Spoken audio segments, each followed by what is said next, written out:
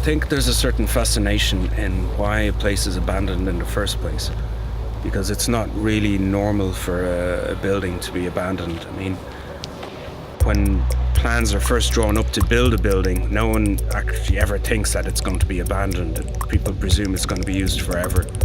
So when you have an abandoned place, it seems like such a waste of a building. It's fascinating in a way that a city like Berlin can just afford to have this huge area totally desolate and totally wrecked. So you have this fascination on the one hand with how a building is abandoned or why it's abandoned, and there's almost always like a tragic story or a sad story behind it as well. And when you see an abandoned place, you always have to wonder about the story behind it. And I think the fascination comes from that.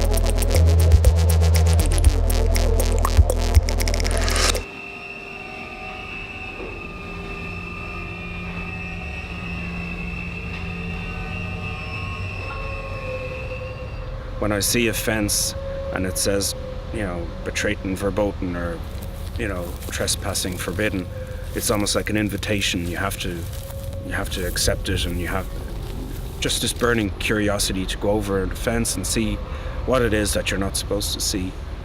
But I think for abandoned places in particular in Berlin, it's just that Berlin is so full of history, and it's had such a traumatic past that it has created all these places all over the city and all around, especially in East Germany. Because after the wall came down, then a lot of businesses were left and abandoned or sold off or closed down. So it had created all these buildings that are no longer in use. So there was just this huge amount of material there, so many stories to tell. And I just kind of landed by accident in the right place to tell them or to discover them or whatever. And now I feel it's kind of it's almost like a mission now to tell those stories. Well, it started when I was kind of overcome by curiosity, when I was outside the former fairground park, Spray Park in East Berlin. And I just climbed a fence one day when I got enough courage. And when I went in, I was just amazed at what I found, because it was incredible. There were fallen dinosaurs, there was a Ferris wheel, this roller coaster, and for me it felt like such a shame to have this magical place in the edge of, or pretty near the center of the city, but nobody seemed to know about it. So when I got home, I decided I would write about it straight away, and as I was writing about it, I looked up the history, and I found it had a crazy story as well, involving drug smuggling and just crazy stuff. You couldn't make it up. So I wrote it all together on my own kind of personal blog and published a little guide so other people could find it, and put a little map for people to find it on. So now it's turned into a sort of a documentation project that I need to go to these places while they're still, before they're reclaimed or restored or knocked down altogether, take photos of them in their state and write about their stories then as well.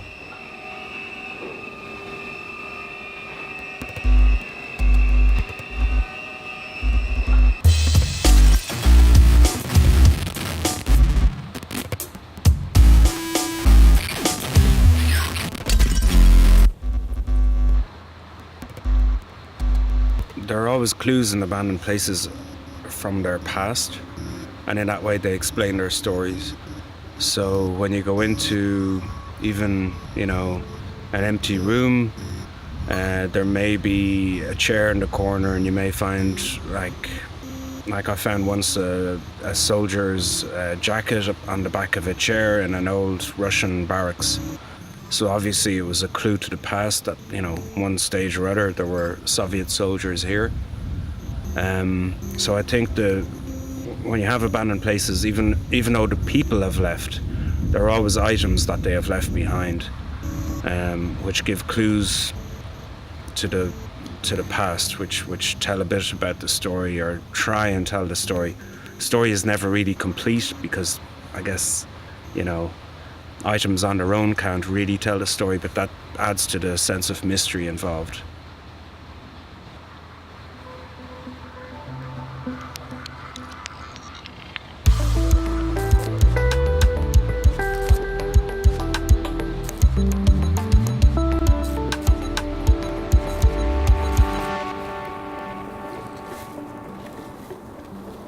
Does the city care for its past? Politicians will tell you, of course we do, and of course we care for the past. This is a hard question to answer, especially in Germany. You have this, because of the bad history, there is this, I guess, a sort of an understandable urge to cover up the past and not to just kind of try and forget all the terrible stuff that happened. So you have like former sites associated with the Nazis which are just left to rot in the woods. No effort is made to preserve them at all.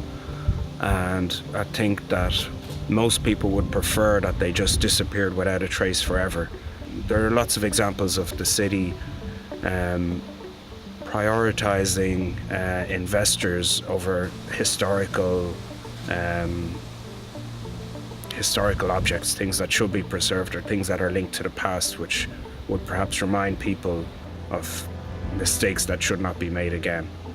In that respect, I think, Berlin is not very, it gives too much priority to money over history.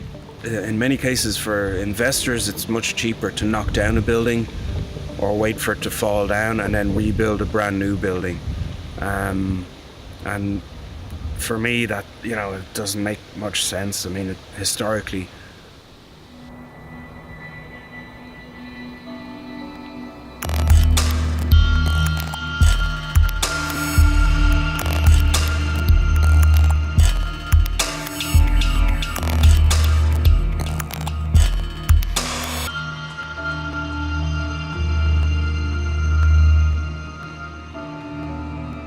it's obviously a waste of a building to have it just abandoned and rotting in the woods.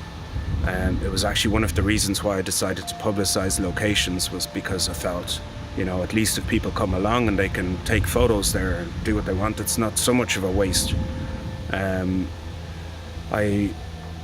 my own personal, selfish way, I'd love for all abandoned buildings to stay abandoned forever and to remain this kind of lonely, mystical places. But I mean, you have to be practical about it as well. And I think unless, if nothing is done with them, they're all just going to fall to the ground and vanish anyway. The forest will reclaim them, or nature will slowly reclaim it. So I think, an effort has to be made to kind of somehow preserve them in a way which honors their past, or which doesn't really take away from their past, so that the stories aren't lost. So it sounds a bit, maybe it's not even possible to restore buildings in such a way that their stories aren't forgotten, but I think some element of preservation is required. No way around really restoring a building without losing some of its magic, because obviously some of the magic comes from this, comes from the cobwebs, it comes from the flaking paint on the walls, and it comes from, just the decay isn't itself attractive in buildings. So when you take that away, obviously it loses some of its magic.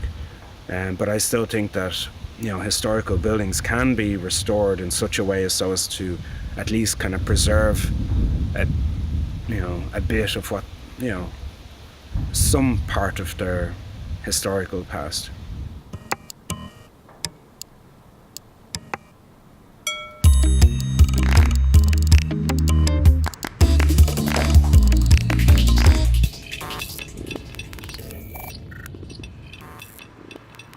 Personally, I think that abandoned buildings, each abandoned place has its own message and or its own story, its own very personal, particular story.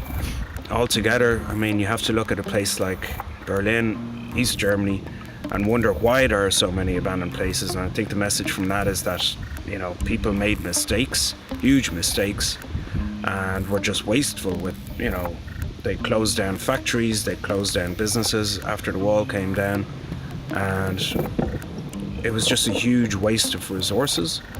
So I think abandoned buildings in general, the main message when you take them all together is that people are very wasteful and should maybe learn to be a bit more careful with what they have and maybe, treat their buildings a little better. That's about it. I just think a lot of mistakes were made, and many of these abandoned places are the result of those mistakes.